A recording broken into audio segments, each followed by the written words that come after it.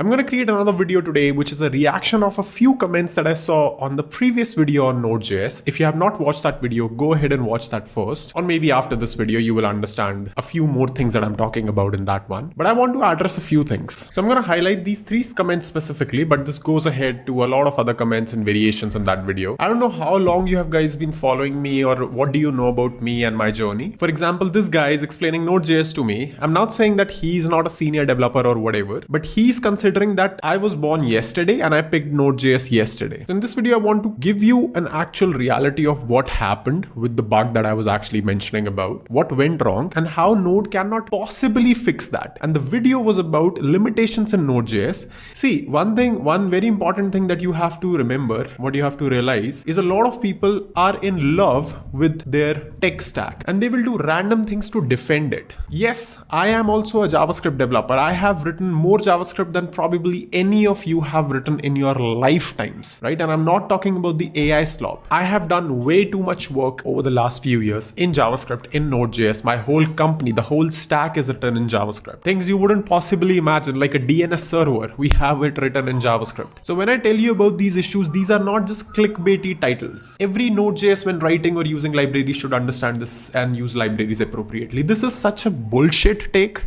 This is such a ignorant take from this guy. I'm sure that he did not even watch the video. He watched like 10 seconds and it was over for him. Let me show you what exactly happened. So Mr. Ahmed, 10x Garden, Carl, and a few other people who have mentioned like how this is a code fault or how this is my fault or I don't know how to code. Let me give you an example of how this can happen even with validation. I am a huge fan of Zod myself, and that is what we use all across the schemas in the backend. So any data point, any data, any information that comes into from user side to the server is parsed by Zod. A simple example of Zod is like this, where you define a schema and then you parse the incoming input, right? So this hello, for example, is let's say untrusted input.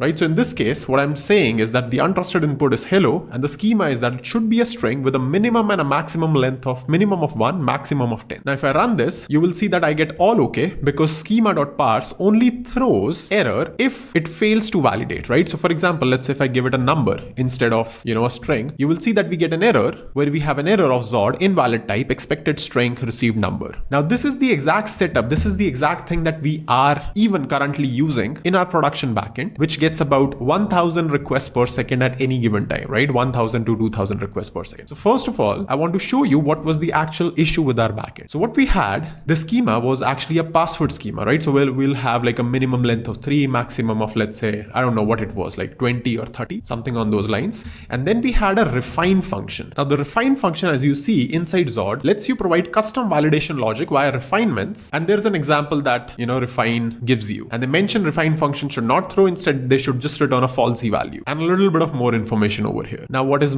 not mentioned in this documentation, which is a blunder, according to me, inside Zod's library itself, is that refine would run always on this function, regardless of if the min and max constraints are also not enforced. For example, let me just return true over here, and let me say something like, this should have never ran, right? And let's say I change the untrusted input to be something which is definitely more than 30 characters, right? So this input is more than 30 characters. Now, if I run this file again, you will see, if I scroll up, you will see I got this log, this should have never ran. So what effectively refine has done is it has passed me untrusted input over here as an argument. You can see I got the full input, even though this input was already rejected in the min-max constraint itself, right? So in our production backend, what we had as an issue was that we had something like this, where we had ZXCVBN on the refine after the min and max, because we had this min and max applied because we did not want to pass in any arbitrary password. And then we would just pass in the score, which you can see as, it says that 3 is safely unguessable and 4 is very unguessable and 2 and 1 are like, whatever. So the problem here is that let's say I give it something like this, and if I run this over here, you would see we don't get a lot of information here, but let's say if I have result.score logged in here as well. Now, if I run this, you will see that the score we got was 1 for this input, right? And we wanted greater greater than 1. So let's say if I give it something more as a strong password, right? And we get score 4 and all okay. And now if I give an arbitrary large payload, which technically it should fail because we are validating the input, it still runs it, right? We are getting a score 4, but now we are getting this error because which is coming from the max part. Now this is not clear from documentation itself, and this is something that was in our code base for a very long time. It was not AI written, or it was not something which was, I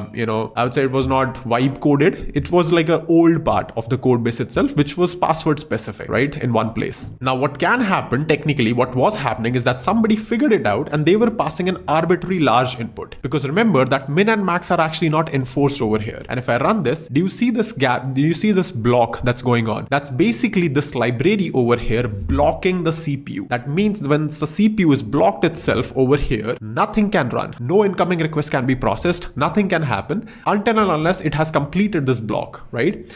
And if you look at this, tell me that this is not a properly validated schema. Tell me how many of you who are JavaScript developers who have even worked with Zod can tell that this is wrong, because I could not. This was a huge surprise to me when we figured out that the production backend actually went down because ZXCVBN was eating whole CPU because the input was way too large. And I was like surprised to know that Zod, which is literally the job of Zod is to do data validation, actually does not throw if your string is at maximum of 30 characters, and it runs the refine first. So again, Mr. Ahmed, instead of explaining this, which all of us know, my point was that even if you are doing certain schema style like this, it's possible, if not ZXCVBN, let's say you are doing some SHA1 or something, or maybe something which is again slightly more computationally expensive operation, and this falls through. This is just, guys, this is just one of the examples. I'm so surprised that, some of you were like, so by not validating input, all I have to do is spend days over engineering my solution. This is such a weird takeaway from the video. What I was telling you is that this is just one of the examples. It's possible that you are downloading some chunk from some object storage in your node process and you are not verifying the length and it just crashes your server. This is just one of the real use cases that I'm telling you from our production incident that has actually happened. The problem here is that, the broader problem here is that somebody was able to figure out that an arbitrary payload is causing slowness in one of the processes that we are running, and they just continuously kept on doing that, right? Which basically just saturated all the CPU cores. We actually had to look into the Node.js process itself, like where it was stuck exactly, to figure out that this is the line it was stuck. And then we figured out that max is actually not working inside Zod. And this is something that can completely be avoided if you are following a pattern like of Elixir. I'm not saying that this bug would be avoided. This is a library. Zod is a library. Yes, it could be fixed, but we don't know what we don't know. What we don't know about other libraries or other things which could possibly cause this issue. But this issue is a non-issue if every single request that is incoming gets their own CPU slice, memory, and share of what they can do, and it does not halt the whole computer. Maybe this is a behavior that we could have caught if we were doing even more testing. If we would have written just one more test,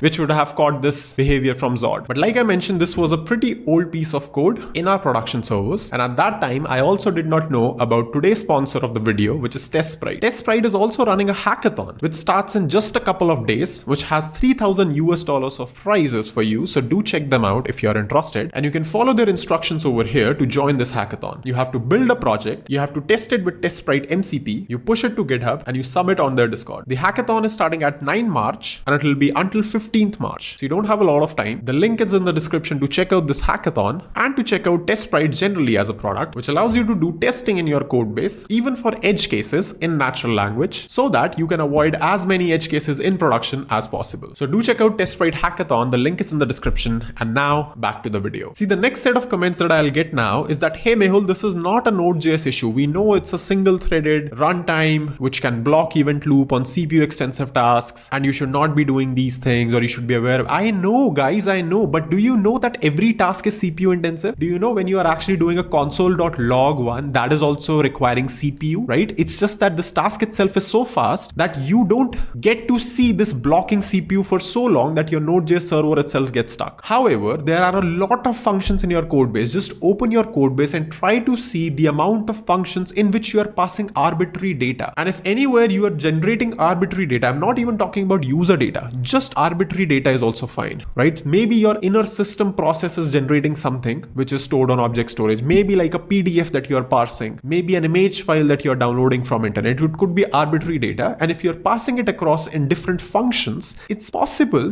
that one day one of that function would suddenly start throwing up because of the arbitrary data containing something which is not expected. Maybe the length, maybe some sort of corruption that is there, could be anything. It's not restricted to Node.js. I'm not saying it is restricted to just Node.js. All I'm saying is that Node.js has no escape hatch if this happens. Spinning up a worker thread is possible. Yes, somebody commented that in the last video, but it is not possible for doing that on every single incoming API request, right? The problem is that if you are doing something at the scale that we are doing, like if the server is like a Node.js server over here, and if it's getting a lot of arbitrary traffic, I found it to be extreme peace of mind that if I am able to isolate every single process that is coming here and give them their own CPU slice and own CPU time, right? And that is just not possible with Node.js. That is what I found with Beam and Elixir and Phoenix framework, all of that. That is where the video was about. It was not for beginners. It was not for basic people. It was actually for super advanced people. It was for people who are working or who have seen infrastructures and architectures which are doing 2 to 3K requests per second, which is again not a lot of requests, you might argue, but it is a lot of requests in terms of business value. Like if you're doing 3-4K requests per second, that means hundreds of thousands of people are relying on your service, right? Because not everyone is making requests at the same time. Hundreds or thousands or millions of people are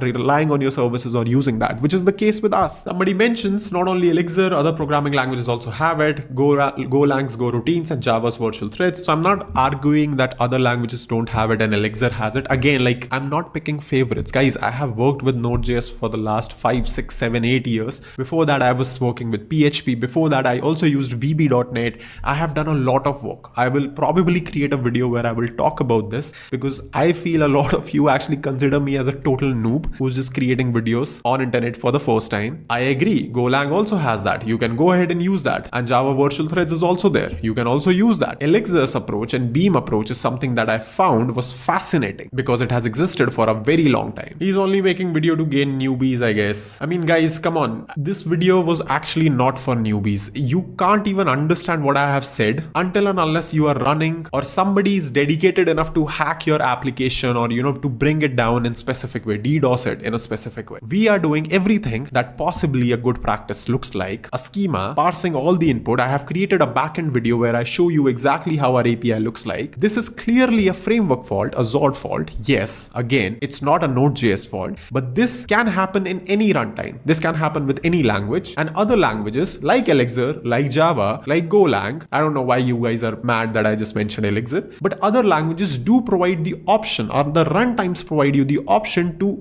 reduce the blast radius. Node.js does not. Now again, to reinforce, you would say, oh, Node.js is worker threads. No, worker threads are pretty useless because of their performance. Worker threads do not have great performance. You cannot spin a worker thread on every single request. You will just exhaust your CPU and your memory. So yeah, that's pretty much it for this video. I hope I was able to clearly convey the message that I was saying. I don't know why people are so mad in their lives. Who hurt you? I don't know. But if you really want to have a technical discussion, or if you really wanted to understand why I made that video, you could have just asked me in the comments that, hey Mehul, what was exactly the production issue that you ran into? Can you share more about that? I see 0 comments about that in the previous video. Nobody wants to learn like what exactly happened. Okay, you're saying something which sounds super weird and super bad. Node.js is not working out for you. Fair. But in the video, you talk about that, hey, I took that decision because something happened on our backend. And I explained that in the video itself, not at the level of clarity that I've done in this video, but I do that. And not a single soul is in the comments asking, okay, fine, I don't know you, but it seems like because this video has a lot of comments and views and attention going on, please tell us, create another video on telling us what exactly happened. Why were you doing that specific thing in the first place? Because I don't seem to understand. It seems more of a theoretical example. But anyway, guys, the takeaway from this is that, you will probably get a lot far in life if you just keep an open mind, right? Look at all these comments. I urge you to go back to that video and see the amount of hate and the amount of ignorance there is in the comments. People are just